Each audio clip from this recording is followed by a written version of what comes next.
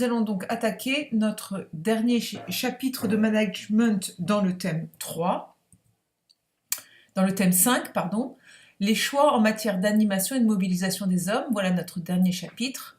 Chapitre 3, peut-on entretenir durablement la motivation des hommes par la seule rémunération? Donc vous allez voir, c'est un chapitre qui va traiter essentiellement de la rémunération, c'est-à-dire comment on paye les salariés.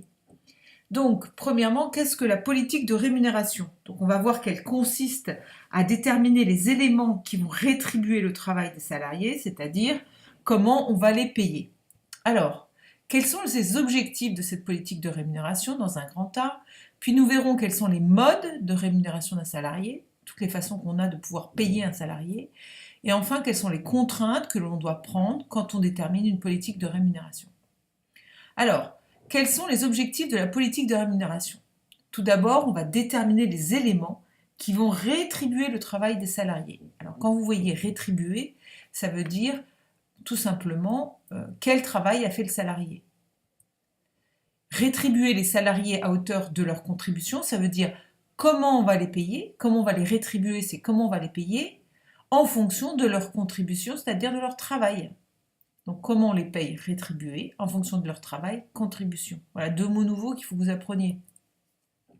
La rémunération qu'ils perçoivent doit récompenser véritablement un travail. Voilà, il ne faut pas qu'ils se disent j'ai beaucoup travaillé, ma rémunération n'est pas suffisante par rapport au travail que je fais. Donc, premièrement, bien rétribuer les salariés à la hauteur de leur contribution. Deuxièmement, mobiliser le personnel, pour ça qu'on les rémunère, pour leur donner envie de s'impliquer. Les fidéliser, convaincre qu'avec cette rémunération, ils ne vont pas trouver une meilleure rémunération ailleurs. Faciliter le recrutement, c'est-à-dire une politique de rémunération qui leur donne envie de postuler, parce qu'ils savent que dans cette organisation, les rémunérations sont à la hauteur des contributions. Et enfin, stabiliser l'organisation, c'est-à-dire avoir le sentiment que les salariés sont traités équitablement en termes de salaire, qu'il n'y a pas des gens qui reçoivent plus par rapport à leur contribution que d'autres, et éviter les conflits et tensions sur les rémunérations. Donc vous voyez, c'est une politique de rémunération assez importante. Il y a 1, 2, 3, 4, 5 grands points comme objectif de cette politique de rémunération. Grand B, quels sont les modes de rémunération cette fois? Donc il va falloir que vous notiez qu'il y a deux grands types de rémunération. Le premier grand type, c'est la partie individuelle de la rémunération. Et la deuxième partie, c'est la partie collective de la rémunération. Donc la partie individuelle, vous connaissez, il y a un salaire de base, c'est un salaire fixe mensuel. Il y a un salaire qu'on appelle au mérite, ce sont des primes individuelles en fonction de l'atteinte des objectifs. Vous avez fixé un objectif de vente que vous avez réalisé, vous allez avoir une prime en fonction de cet objectif. Vous en avez fait 100%, 80%, vous aurez 80% de la prime. Il y a un certain nombre d'avantages en nature, ce sont des biens ou des services qui sont fournis gratuitement aux salariés par l'employeur, par exemple des téléphones, des ordinateurs, des voitures, parce qu'ils doivent aller en clientèle. Salaire de base, salaire au mérite, avantages en nature, partie individuelle de la rémunération. Ensuite, vous avez la partie collective de la rémunération. On appelle ça la participation. Elle est obligatoire dans les entreprises de plus de 50 salariés et c'est une distribution d'une partie des bénéfices réalisés à tous les salariés. Donc on appelle ça la participation. Ensuite, on a un autre mot que vous devez apprendre, c'est l'intéressement. Alors l'intéressement, c'est une prime facultative qui est versée à l'ensemble du personnel en fonction de la performance de l'organisation.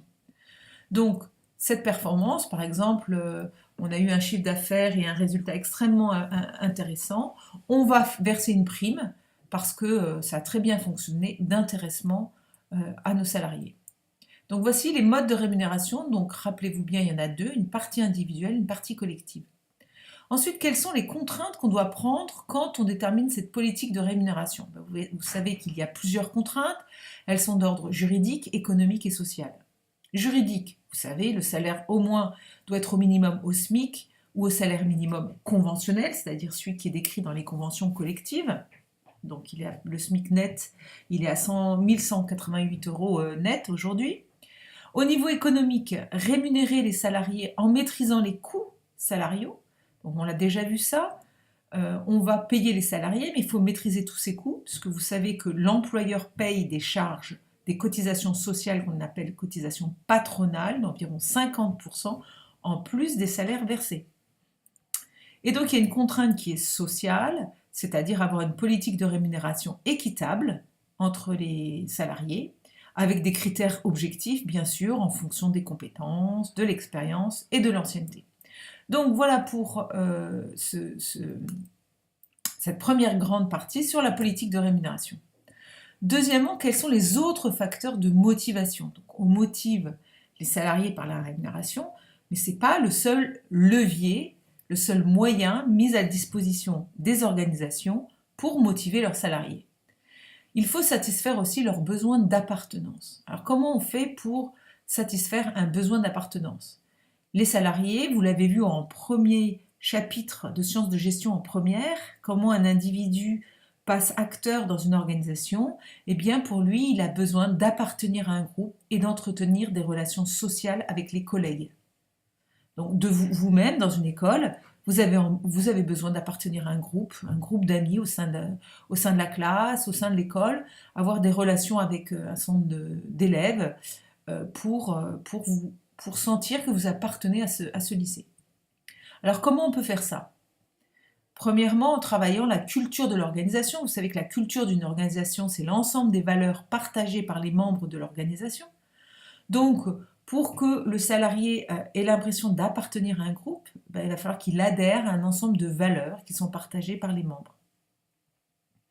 Alors, adhérer aux valeurs, à la culture, c'est un facteur de performance, car cela incite à se mobiliser pour la réussite collective. Voilà, on est autour d'un projet de solidarité, d'économie sociale par exemple, on partage ce genre de valeurs, on a envie de réussir. Donc on s'implique, on est motivé.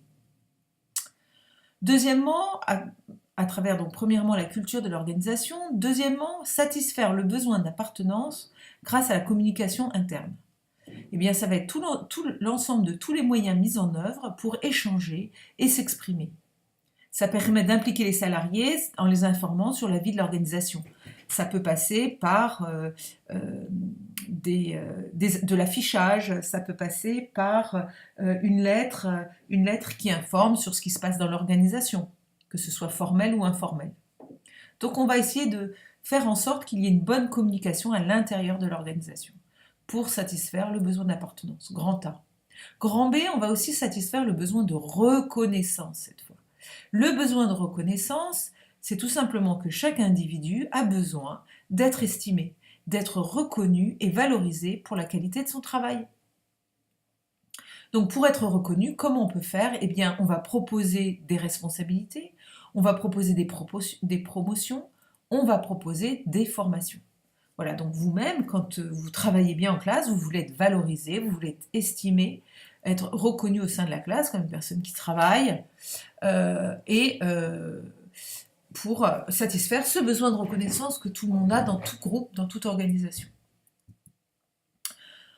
Troisièmement, un autre facteur de motivation, c'est de garantir le bien-être et l'épanouissement. Alors, pour garantir le bien-être et l'épanouissement, on va beaucoup travailler les conditions de travail et on l'a vu donc abondamment, les styles de management.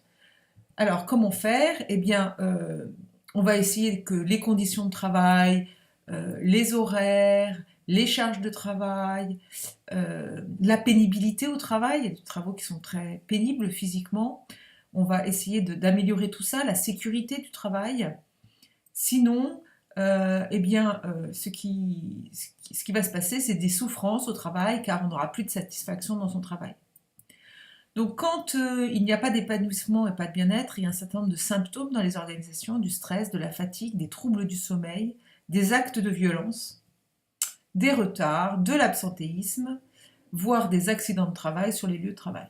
Donc vous voyez que garantir le bien-être et l'épanouissement est une condition absolument fondamentale pour que les organisations puissent motiver leur personnel et donc réussir. Satisfaire le besoin d'appartenance, le besoin de reconnaissance et garantir le bien-être et l'épanouissement. Alors un petit aparté sur prévenir les souffrances au travail, c'est protéger à la fois la santé physique et la santé psychique des individus. Donc on peut mettre en place deux choses, un management participatif, on l'a vu, on va inviter les salariés à participer aux décisions, on va prendre en compte leur avis. Et puis un deuxième mode de possibilité, c'est avoir une communication interne pour exprimer les malaises, mais aussi ce qui se passe bien. Et enfin, adapter la charge de travail et les objectifs des salariés. Il faut une charge de travail qui soit suffisante, mais pas trop importante, surtout bien évaluée en fonction des équipes, et avoir des objectifs qui soient bien sûr aussi réalisables pour les salariés. Donc prévenir les souffrances au travail avec la mise en place d'un management participatif, d'une communication interne qui permet de s'exprimer et une adaptation de la charge de travail et des objectifs. Voilà, donc pour conclure, nous dirons que le management doit conjuguer performance économique et sociale de l'organisation, mais en favorisant le bien-être des salariés pour permettre une motivation et assurer la pérennité des organisations. Voilà, donc je vous invite à faire le petit quiz de validation de vos connaissances pour voir si vous avez bien intégré les notions de ce nouveau chapitre.